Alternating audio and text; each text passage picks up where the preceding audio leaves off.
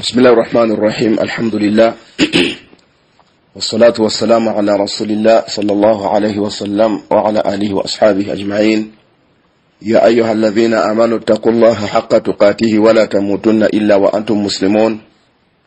يا أيها الذين آمنوا اتقوا الله وقولوا قولا سديدا يصلح لكم أعمالكم ويغفر لكم ذنوبكم وما يطع الله ورسوله فقد فاز فوزا عظيما. يا أيها الناس اتقوا ربكم الذي خلقكم من نفس واحدة وخلق منها زوجها وبث منهما رجالا كثيرا ونساء واتقوا الله الذي تساءلون به والأرحام إن الله كان عليكم رقيبا. إن أصدق الحديث كتاب الله وخير الهدي هدي محمد صلى الله عليه وسلم وشر الأمور محدثاتها وكل محدثة بدعة وكل بدعة ضلالة وكل ضلالة في النار. أبو رغاندا السلام عليكم ورحمة الله وبركاته. twebaza ekitiibwa Allah tabaraka wa taala atuwangaziza akyatukumye nga tuli balamu. Tumusaba Allah tabaraka wa taala sebyengira n'emirembe ku ekitiibwa omubaka waffe Muhammadin sallallahu alayhi wasallam. Allah gwe yatutumira n'atugira n'obulungamu n'atugira n'eddiini ey'amazima. Tusaba Allah tabaraka wa taala atusiime byonna bye tukola, atusonyiwe byonna ebitukyamako. Era Allah tumusaba jalla jalaluhu atulongoseze embeera yaffe, atuwonye ebikemo ebiri mu duniya, naddala ebikemo ebisobola okujja nga biyinza okukosa eddiini yaffe. Tusaba Allah tabaraka wa taala abeere nga atulungamiza ezzadde lyaffe, asaasire abantu baffe n'emikwano gyaffe abaava mu bulamu buno obwensi. Allah abasonye ebyabakyamako ng'abantu era abeere nga akkiriza emirimu gyabwe. Aboluganda nga tugenda maaso n'omusomo gwaffe ogwa Fadlul Islami, wansi wa omulyango gugamba nti tahdhiru min albid'i, okubeera nga twewala okukolera ku bintu ebizuule mu ddiini. Twasembayo omulundi ogwayita nga twalaba ng'omubaka Muhammad alayhi salatu wassalam yatugamba nti man ahadatha fi amrina hadha ma laysa minhu fahuwa raddu. Era nabbi n'atugamba alayhi salatu wassalam nti man amila amalan laysa alayhi amruna fahuwa raddu. Oyo yenna aleeta ekintu n'akissa mu busiraamu, ekintu ekyo bw'abanga akikozenga omulimo, nti asembere nagwe wa Allah tabaraka wa taala, omulimo ogwo tegukkirizibwa era gumuddizibwa n'abeera nga aviiramu abo. Era omuntu yenna akolera ku kintu ekizuule mu ddiini ekitajjira mu nsomesa za nabbi Muhammad alayhi salatu wassalam, ekintu ekyo kimuddizibwa olwakyo, olw'ensonga nti inna khayra alhadithi kitabullahi wa khayra alhadi hadi Muhammadin sallallahu alayhi wasallam wa sharra al'umuri muhdathatuha. Kimazima ddala ebigambo ebisinga okubeera ebirungi kitabo kya Allah tabaraka wa taala Qur'an, n'obulungamu obusinga okubeera obulungi kyekyo ekyajja ne nabbi Muhammad alayhi salatu wassalam. Wa sharra al'umuri muhdathatuha, kati ensonga esinga okubeera eddala nga mbi, esinga okubeerera ddala nga mbi, kyekyo kyonna ekibeera kyazuulwa ne kiteekwa mu Busiraamu.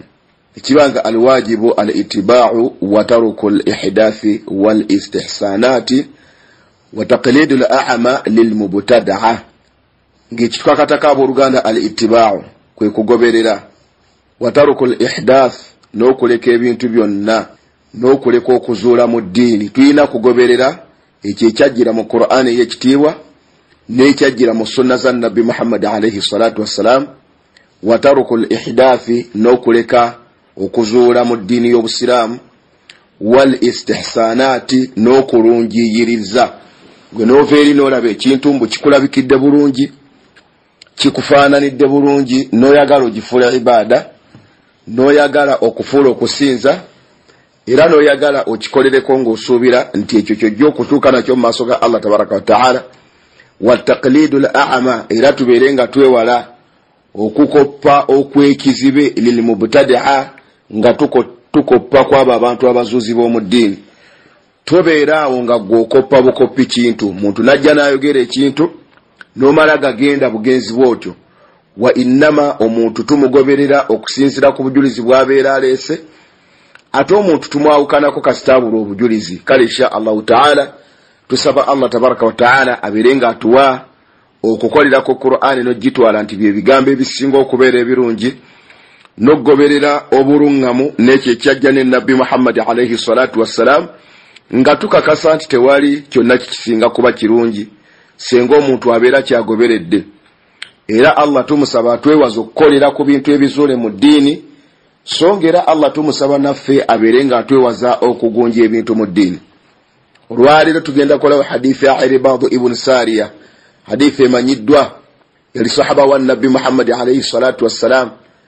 Yatugamba nti wa'adhana Rasulullahi sallallahu alayhi wasallam maw'idhatan balighatan, yatubuulirira owekitiibwa Nabbi Muhammad alayhi salatu wassalam olubuulirira lwagenda wala nnyo okutuusa nga wajilat minha alqulub, mitima gyaffe gyafuna okutya. Abooluganda kyalinga mu nkola ya Nabbi Muhammad alayhi salatu wassalam akaseera konna yabuuliriranga basahaba ridwanullahi alayhim ajma'in, kubange omuntu yenna abeera abuuliriddwa tabeeranga muntu atabuuliriddwa.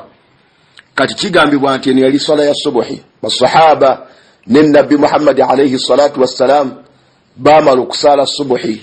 Kali sahabi agamba nti naatubuulirira owekitiibwa Nabbi Muhammad alayhi salatu wassalam olubuulirira nga wajilat minha alqulub, mitima gyaffe gyafuna wajila, gyafuna okutya. Wadharafat minha aluyun, amaaso gaffe ne gabeera nga gattulukuka amaziga makulu. Nabbi Muhammad alayhi salatu wassalam yababuulirira ebigambo byali bingi okutuusa lwe byateeka okutya mu mitima gyabwe, ne batuuka n'okuyunguka amaziga. Basahaba baalimu obukkiriza. Bwe bamala okulaba embeera eyali ebaddewo n'ebigambo ebyayogerwa Nabbi Muhammad alayhi salatu wassalam, Irbad agamba Ibn Sariya, qulna ya Rasulallah, kitwava tugamba nti owange omubaka wa Allah tabaraka wa taala, ka annaha maw'idhatu muwaddi, kuno kufaanananga okubuulirira okwokutusiibula, kuli luno lulinga olubuuliriro olusiibula amakulu olutusiibula. Fama ta'ahada, kiki kyotubuuli, kiki kyotusibirira ng'entanda. Omubaka kyava abagamba alayhi salatu wassalam, usikum bitaqwa Allahi azza wa jalla, mbalamira okutya owekitiibwa Allah tabaraka wa ta'ala, sam'i wa ta'a, okubeera nga bulijjo abawulize era abagonvu. As-sam'u wa ta'a, omubaka yali ategeezaamu okubeera abawulize eri abakulembeze baffe, era okubeera abagonvu gye bali, naddala kasita babeera nga batulagira, ekyo ekitaliimu kumenya mateeka ga Allah tabaraka wa ta'ala, ekitaliimu kumenya sunna za Nabbi Muhammad alayhi salatu wassalam. Nabbi nabagamba ati wa inta'ammara alaykum abdu, ne bwe mubeeranga mukulembezeddwa muddu, amakulu nga babalondedde omuntu nga ye mukulembeze wammwe, naye nga muddu, fa innahu man ya'ish minkum fasayara ikhtilafan kathiran, timazima ddala oyo yenna alibaawangadde mu mmwe ajja kulaba enjawukana zigenda kubeera nnyingi. Naye Nabbi atugamba fa alaykum bisunnati, mwekwate nnyo ku sunna zange, mwekwate ku nkola yange, wa sunnatul khulafa ar-rashidina al-mahdiyyin min ba'di, n'enkola y'abakhalifa bange, abdu alayha bin nawajith, mubeerenga mugirumako amannyo. Wa iyyakum wa muhdathatul umur, era mwewalire ddala ebintu ebigunje mu ddiini. Fa inna kulla muhdathatin bid'atun, olw'ensonga nti ekintu kyonna kireete ne kiteekwa mu ddiini, ekyo kibwalibwa nti kizuuliddwamu. Wa kulla bid'atin dalala, songa buli kintu kyonna ekizuule mu ddiini bubeera bubuze. N'olwekyo insha Allahu ta'ala buluganda, omubaka Muhammad alayhi salatu wassalam hadithi eno yatulaga twagenda kujjawo emitawaana gigenda kubeera mingi, naye emitawaana egyo tewali mbeera yonna mwe tugenda kuyita kubeera nga tugiwona okujjako okwekwata ku sunna za Nabbi Muhammad alayhi salatu wassalam ne sunna z'abakhulafa be, nga bwe kimanyiddwa mu bigambo by'aba ulama nga batusongera kuba khulafa. Omubaka Muhammad alayhi salatu wassalam yali ategeeza baani ekigambo as-sunna, omubaka yali ategeezaamu tariqatuhu, nti bannange fa innahu man ya'ish minkum fasayara ikhtilafan kathira fa alaykum bisunnati oyo yenna alibawangadde mummwe ajja kulaba enjawukana nga nyingi nnyo naye nabbi yatugamba alayhi salatu wassalam nti mwekwatenga ku nkola yange oyo yenna aliyekwata ku nkola ya nabbi Muhammad alayhi salatu wassalam emitawaana n'enjawukana ezigenda okubaawo ekiseera ekyo tezigenda kumukosa zijja kumuleka nga ali ku kkubo ettuufu zijja kumuleka nga ali ku mbeera eteekeddwa okubeerwako omusiraamu naye oyo yenna atalyekwata ku sunna za nabbi Muhammad alayhi salatu wassalam emitawaana gyonna egigenda okujja n'enjawukana ezigenda okubeerawo ekiseera ekyo tagenda kuziwona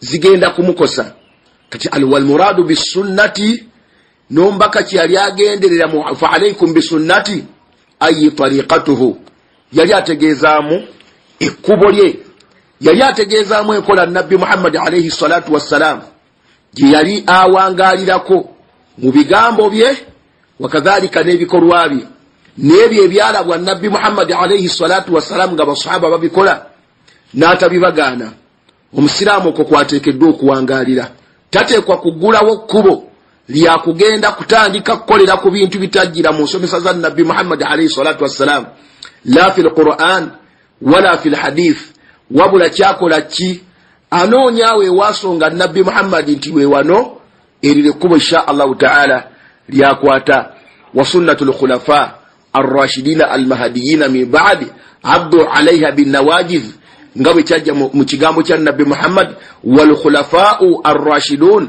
ni ba khulafa'u ombaka byali ategeeza humul khulafa'u al-arba'a bi ba khulafa abana Abubakar wa Umar wa Uthman wa Ali haula'i humul khulafa'u ar-rashiduna lianna amalihim olw'ensonga nti emirimu gy'abasajja abo basahaba gyali gikwatakana bulungi nnyo ne sunna za nabbi Muhammad alayhi salatu wassalam tebaayawukanako n'omulundi n'ogumu n'ebyo ebyasomesebwa nabbi Muhammad alayhi salatu wassalam kati nabbi kyava ayawula abamu mu basahaba n'atulonderamu abasajja bana n'atugamba nti bw'osanganga ekikolwa kyonna nga kyakolwa Abubakari radiyallahu anhu n'osanga ekikolwa kyonna nga kyakolwa Umaru radiyallahu anhu n'osanga ekikolwa kyonna nga kyakolwa Uthman radiyallahu anhu n'osanga ekikolwa kyonna nga kyakolwa Ali radiyallahu anhu omanyanga nti eyo yenkola entuufu omusiraamu gyateekeddwa okuwangaalirako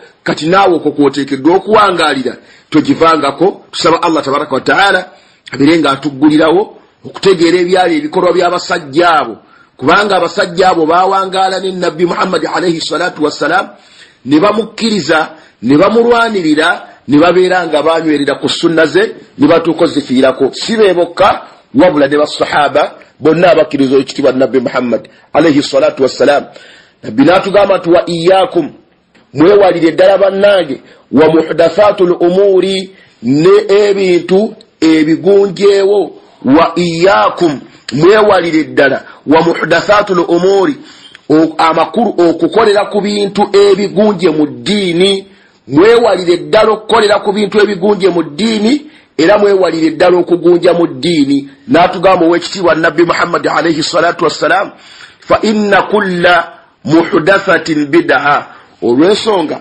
nti buli kintu kyonna ekireetebwa mu ddiini ne kiteekwa mu ddiini ekyo kibalibwa nti kintu kizuule mu ddiini wa kulla bid'atin dalala ate nga buli kintu kyonna ekibeera kizuuliddwa mu ddiini munnange bubeera bubuze obutateekeddwa kubeera nga bugobererwa omusiraamu omusajja wakadhalika n'omukyala omuntu yenna asonga wali sunna ya nabbi Muhammad alayhi salatu wassalam asonga wali Qur'an ey'ekitiibwa bino ebigambo tubyogedde abantu babiwulidde ebbanga ddene naye oyo yekka anabikkiriza yagenda okufuna omugaso n'obulungi bw'obusiraamu amakulu nabbi ekigambo kyagamba nti wa iyyakum wa muhdathatul umuri yali ategeeza tifama khalafa sunnata ar-rasul alayhi salatu wassalam wa sunnatul khulafa'i fa innahu min muhdathatil umur kikyo kyonna ekiba kyawukanye ku sunna za nabbi Muhammad alayhi salatu wassalam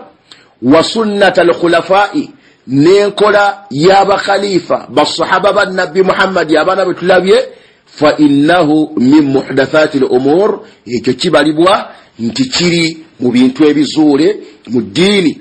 Omusiraamu byatateekeddwa kukolerako, omusiraamu byatateekeddwa kulowooza nti asobola okuyita mu ebyo n'asembera nabyo ewa Allah tabaraka wa ta'ala, kubanga Allah tamulagiranga kubikola, tebisomesebwanga Nabbi Muhammad alayhi salatu wassalam. Kati ekyo kyonna ekijja nga kyawukana ku nsomesa ya Nabbi Muhammad sallallahu alaihi wasallam, nekijja nga kyawukana ku ntegeera basahaba gye bategeeramu obusiraamu, min muhdathati al-umur, ekyo kibalibwa nti kiri mu bintu ebizuule mu ddiini. Hadhara minhu rasulu alayhi salatu wassalam, ekyo omubaka Muhammad sallallahu alaihi wasallam yakitwewaza. Wa in kana ashabuhu yuhassinunahu, nawakubadde nga bannannyini kuleeta kintu ekyo ekitajjira mu nsomesa za Nabbi Muhammad, nga yuhassinunahu, nga bakirungiya, ne bakikuba akazigo, ne babeera nga bakiwunda, bakiraga abantu nti kirungi. Wa yaquluna, batuuka n'ogamba hadha ta'atu lillah, kuno kugondera Allah tabaraka wa ta'ala. Abantu bemulaba abo abagunji abakolera ku bintu ebitajjira mu nsomesa za Nabbi Muhammad, tewali muntu agamba nti kino ekikolwa kye tuleese tukikoze lwa kujoga Allah tabaraka wa ta'ala, wabula bonna bakugamba nti kino tukikola lwa kunoonya kugondera Allah tabaraka wa ta'ala, wa taqarrubu ilayhi, n'okusembera eri Allah tabaraka wa ta'ala. Fa innahu la yanfa, ekyo tekisobola gasa muntu yenna. Ekintu kyonna ekitajjira mu nsomesa za Nabbi Muhammadin alayhi salatu wassalam, ekintu kyonna basahaba kye bataategeera abooluganda nti bwali busiraamu, la yanfa, tekisobola gasa. Wala tutaqarrabu ila Allahi illa bima shara'a, amakuru wala tutaqarrabu ila Allahi, tekusobola kuba kusembera wa Allah tabaraka wa ta'ala. Amakuru ekintu tekisobola kukozesebwa nga kinoonyezebwa amakulu ewa Allah tewasemberwa. Tokola ng'onoonya kusembera wa Allah tabaraka wa ta'ala illa bima shara'a, okujjako ekyo kikola ng'oyitamu ekyo Allah tabaraka wa ta'ala kye yalaalika. Tosobola kukola kintu kyonna ng'onoonya kusembera wa Allah tabaraka wa ta'ala okujjako ng'oyitamu ekyo Allah tabaraka kye yagamba nti omuntu bw'akola ekintu gundi ekyo kyenzikiriza kibeerenga kikolebwa. Atatakarrabu ila Allahi bishay'in lam yashra'uhu Allah, osembera ewa Allah tabaraka wa ta'ala oluganda n'ekintu kyonna, n'ekintu Allah tabaraka wa ta'ala kyatateekanga musiraamu, okugubeera muzannyo omuntu gw'oboolese gwe kubamu ekifaananyi. Mulina omusajja mukama wammwe alina by'abalekedde okukola, mukole kino, mukole kino, mukole kino, mukole kino. Buli muntu n'amanya kyateekeddwa okukola n'engeri gy'ateekeddwa okukikolamu.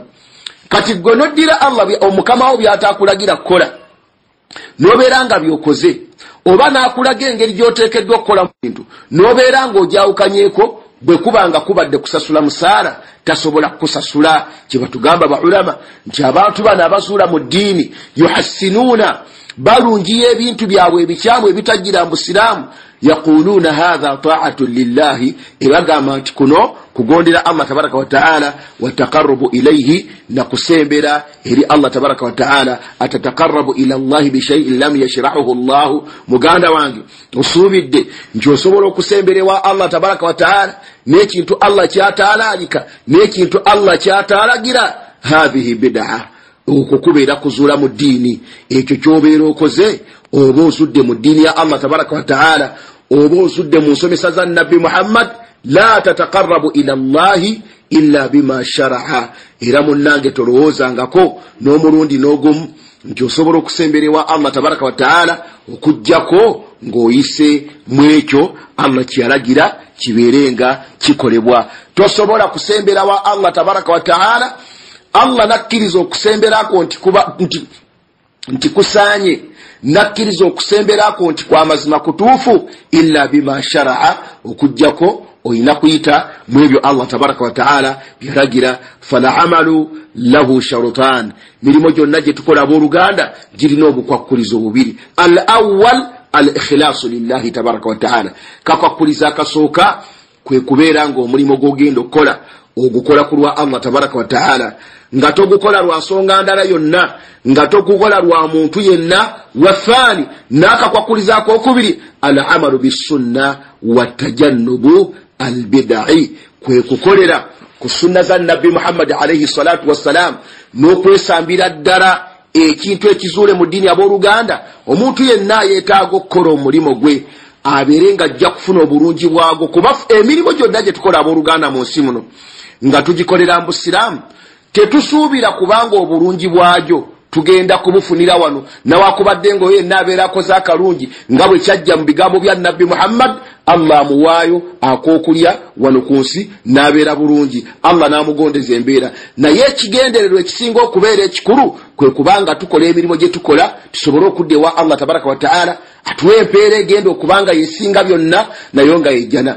Omuntu yenna ayagala okukola omulimu gutuuke ewa Allah tabaraka wa ta'ala nga gugenda kukugasa, oteeka okuguteekako obukwakkulizo bubiri. Akakwakuliza akasooka al-ikhlaasu lillah, kwe kubanga omulimo ogukoze ku lwa Allah tabaraka wa ta'ala, n'akakwakulizaako okubiri al-amalu bis-sunna wa tajannubu al-bid'i, okukolera ku sunna za nabbi Muhammad alayhi salatu wassalam n'okwewala ebintu ebizuule mu ddiini. Fa in kaana al-amalu fihi shirikun fala yuqbal, senga omuntu akola omulimo ogwo nga gulimu shiriki ogwo tegukkirizibwa. Wa in kaana mubtada'an la yuqbalu aidan, mulimu guno bwe guba nga omulimu gwakoze mu butada'an nga gwagunjibwawo, wakolera ku kintu nga kigunjeewo wadde si gwe wakigunjaawo, naye n'okolera ku kintu nga kyateekwa buteekwa mu ddiini, la yuqbalu aidan, ekyo nakyo tekikkirizibwa. Kati n'okola musajja wattu,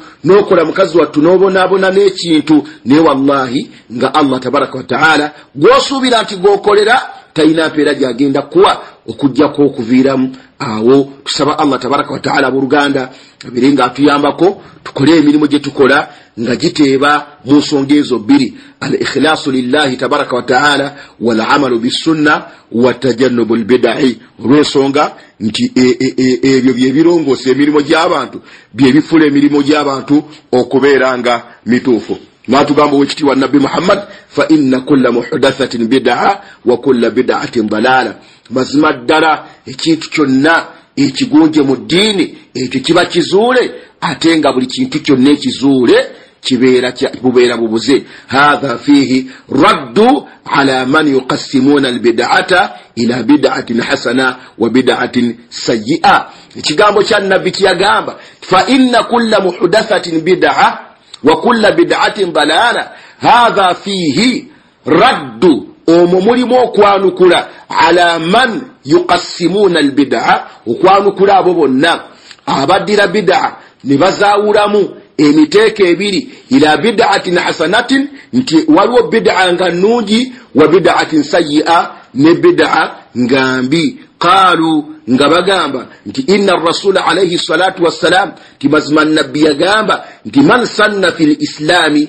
sunnatan hasanatan, nti oyo yenna aleeta mu busiraamu enkola ennungi, assa mu busiraamu enkola ennungi, eyo nno yentegera Dr.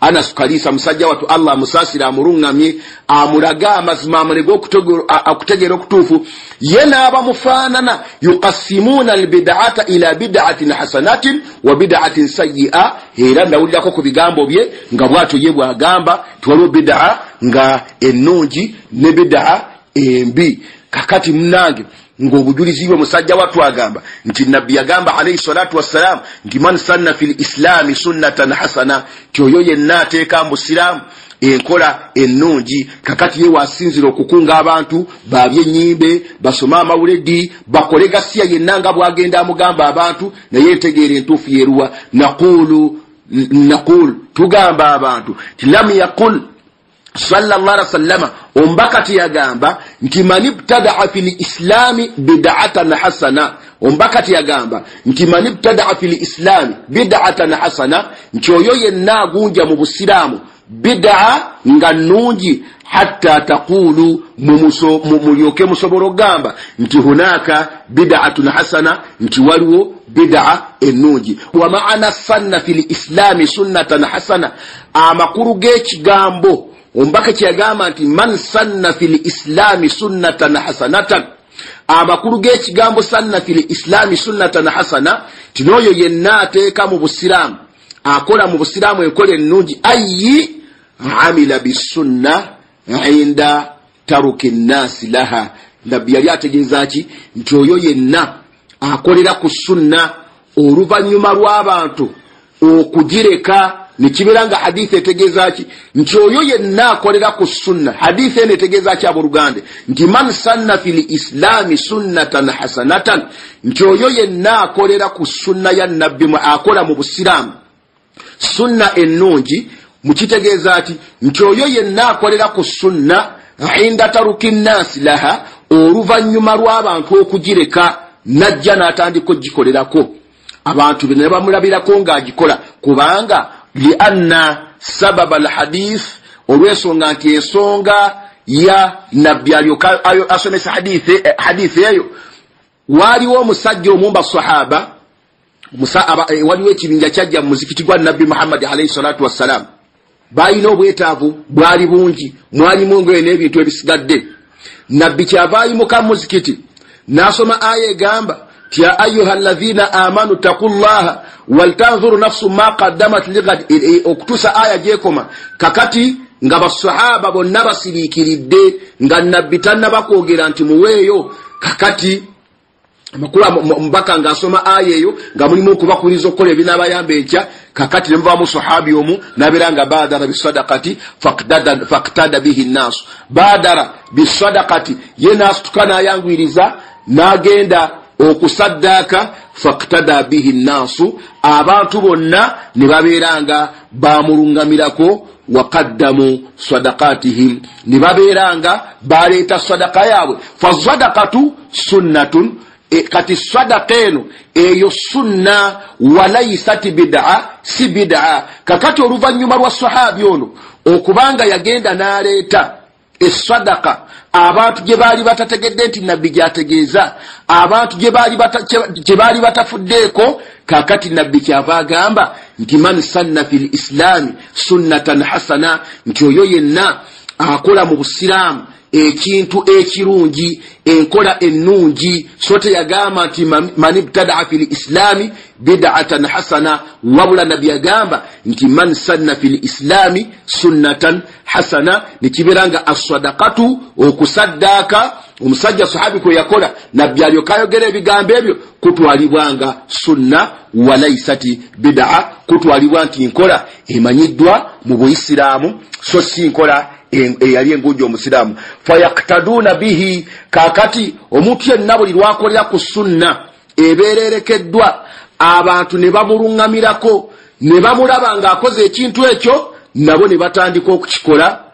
Idha amila bisunna, bwabeera nga omuntu oyo akoledde ku sunna ne balaba nga agikola, walahu ajruha, omuntu oyo abeera ayina empeera ya okukola kwe. Wa ajiru man amila biha, n'empeera yoyo abeera akoledde kwekyo ekimulabiddwa ko ng'akola. Amakulu nti senga wabaawo sunna ya nabbi Muhammad erekeddwa, abantu nga tebagifaako, kati oli najja n'atandika okugikolerako. Fayaktaduna bihi nnaasu, abantu ne babeera nga bamulabiddeko nabo ne bakikola. Idha amila bisunna walahu ajruha, omuntu ono abeera ayina empeera y'okukola kwokwo. Wa ajiru man amila biha, era n'afuna n'empeera za yenna abeera akoledde ku kintu ekyo. Wa hadha fihi ad-da'watu ila sunna idha tarakaha nnaasu, omwo mulimu okubeera nga tukubirizibwa okubeera nga tukolera ku sunna. Idha tarakaha nnaasu, senga abantu babeera nga balese sunna y'owekitiibwa nabbi Muhammad. Kasita olabanga abantu sunna bagirese tebagifaako, insha Allahu taala gwe n'ogikolerako eyo mu kigambo kya nabbi Muhammad kigamba nti man sanna fil islami sunnatan hasana, kiyingiramu amakulu obeera okubirizibwa. Bw'obeera mu kitundu ku kyalo okwo kowangaalira ng'olaba abantu balina sunna gye baaleka, kati insha Allahu taala gikolereko. Olwo lwojja okuba n'entegeera entuufu, wabula n'entegeera Dr. Kalisa wa amthaluhu aba bagamba nti aa, mb'olwo eno hadithi yali eta omuntu okubeera nga akolera ku buli kyonna kyasanze mbuye ekimulungidde mbusiraamu ng'aleeta ekyo ng'akola ekimulungidde ng'aleeta ekyo ng'akola. Wallahi senga abasahaba ba nabbi Muhammad obusiraamu baabutegeera bwe batyo, eno hadithi nga bagitegeera bwe batyo, ebintu bingi byetutategedde byetutalitegedde mu bigambo bya nabbi Muhammad, kubanga bonna bayina bye baali badde nga balaba nti kyali badde kirungi mu Busiraamu. Ibn Abbas nga bwe yagamba radiyallahu anhu ku kigambo ky'okusiimuula, yagamba nti mu ddiini temuli ndaba, n'agamba nti senga mu ddiini mulimu okulaba nga bwe ndaba, yagamba nti nze naali badde ndaba nti mu kifo ky'okusiimuula kungulu kwa kufa oba sokisi twalisiimudde wansi kubanga we walinnya. Naye nagamba nti olw'okubanga mu Busiraamu temuliimu nga bwe ndaba, tuteekeddwa kukola ekyo ekyasomesebwa nabbi Muhammad ti yenna aba ayagadde okusiimuula asiimuula kungulu. N'olwekyo muteekeddwa okutegeera obulungi ebigambo bya nabbi Muhammad alayhi salatu wassalam, so si kubitegeera mu ntegeero y'ekifuulannenge. Mujja kubula mwenga mmwe ate mubuze n'abayisiraamu kati muzikirire Allah tabaraka wa ta'ala abeere ng'ajja kubawa ebibonerezo. Jazakumullahu khaira. Subhanaka Allahumma bihamdika ashhadu an la ilaha illa anta astaghfiruka wa atubu ilaik. Assalamu alaykum wa rahmatullahi wa barakatuh.